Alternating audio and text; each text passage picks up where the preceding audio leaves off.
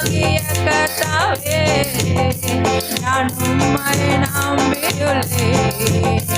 நான் கைவிடப்படுவதில்லை. பலனாகிய கர்த்தாவே என் பலனாகிய கர்த்தாவே நான் உம்மை நம்பியுள்ளேன்.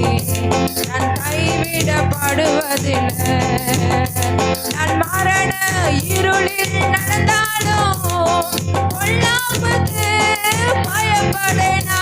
நான் மரண ஆமென் ஆமென்.